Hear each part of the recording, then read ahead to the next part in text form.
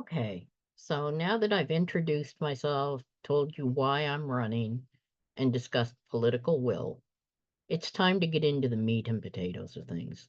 And the first thing that I would like to start with is healthcare, and specifically with patient flow. Patient flow is how a patient moves through the hospital system from the time they are admitted or arrive in our emergency department to the time that they leave the hospital environment. And we have major problems. And as with many other things in today's world, it starts at the top and it trickles down. If we have a senior or an alternate level of care patient who is taking up a bed that they do not medically require simply because they don't have anywhere else to go. They can't return home for whatever reason, and there is no placement available to them. And as long as that is happening, there is going to be a shortage of beds. When there is a shortage of beds, surgeries may get canceled because we don't have a bed to put a surgical patient in.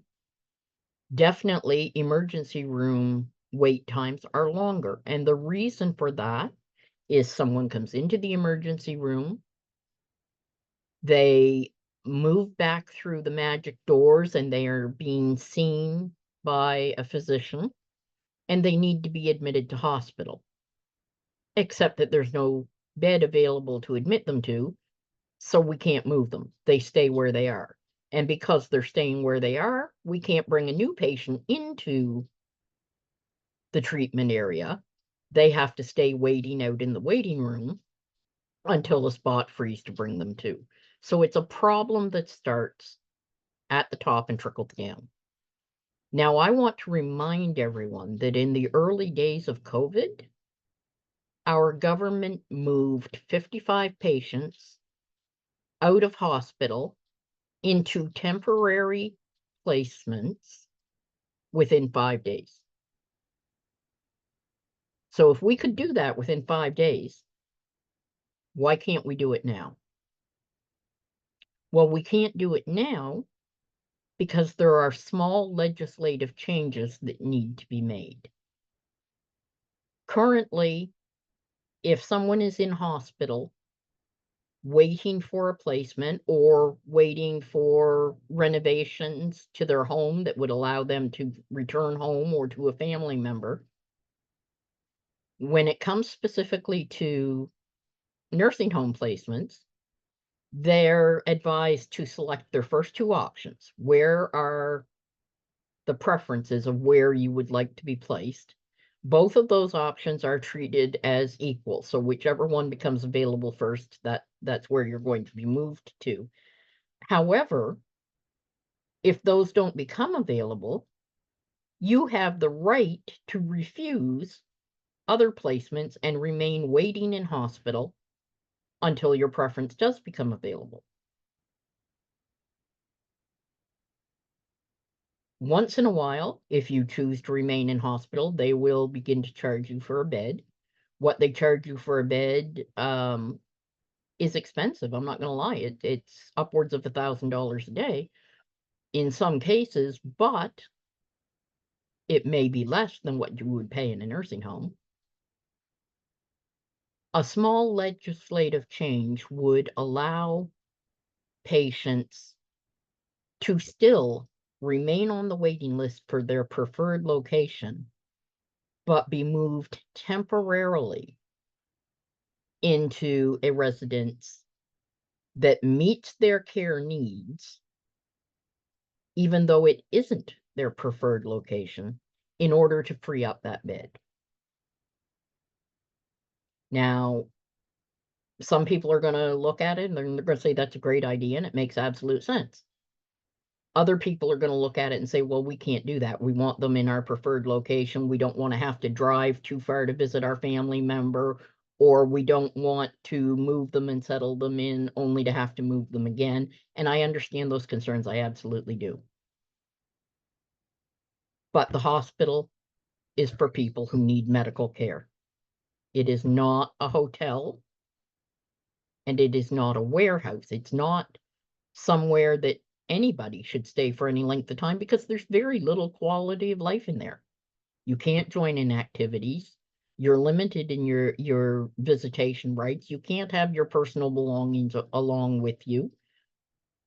It's not a good environment. But more importantly than that is you should not have the right to block a bed that someone needing medical care needs. It's that simple, and that's something that we're offering to do. Next, let's talk about recruitment and retention. Doctors and nurses, as well as support staff for that matter, but doctors and nurses. We burned out our nurses during COVID, and we were already in a critical shortage before COVID hit, but we burned them out. We piled the hours on them.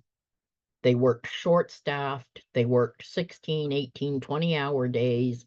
They went 10 to 14 days and longer without time off. They couldn't book a vacation. They couldn't go and interact or visit with their family because of contagion.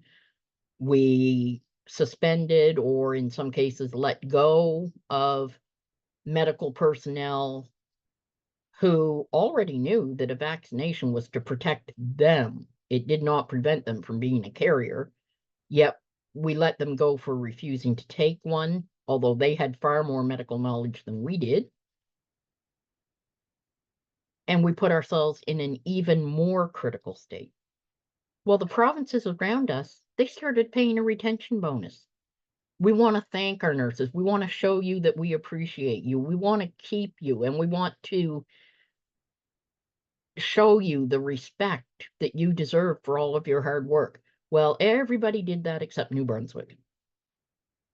Because New Brunswick is special, and our premier didn't want to do that. He didn't want to spend more money. He felt that retention bonuses maybe should be something discussed during contract negotiations. So what did that do for us? There is a global shortage of nurses across all developed countries. So I'm not trying to say that this is a New Brunswick specific situation. It's not. But other provinces are doing a much better job of addressing it than New Brunswick is. Many New Brunswick nurses have moved to other provinces. Why? Because they're more respected and they're more appreciated. And while we didn't want to spend that money to retain them, how much have we spent on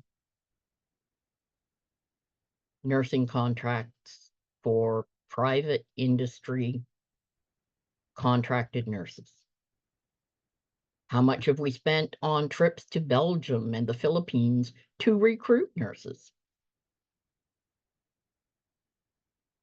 Sometimes we have to look at the root of the problem, and in this case, we have been the root of the problem. There are solutions there, we have not taken them. And I'm going to use another example right now that I really want you to consider. Today, Tuesday, August 20th, Telegraph Journal reports, among other statistics in the article, that for the 2023-2024 year, New Brunswick recruited 118 new doctors. That's wonderful. It's fantastic. We need every one of them. We also lost 71 during the same time frame, meaning we only net 47. Why are we losing them? We all know some doctors are aging out and retiring. They have that right. They've served their time. They've worked, and they deserve retirement the same as everyone else does. But how many doctors have closed their practices and moved out of province? to practice elsewhere. Why?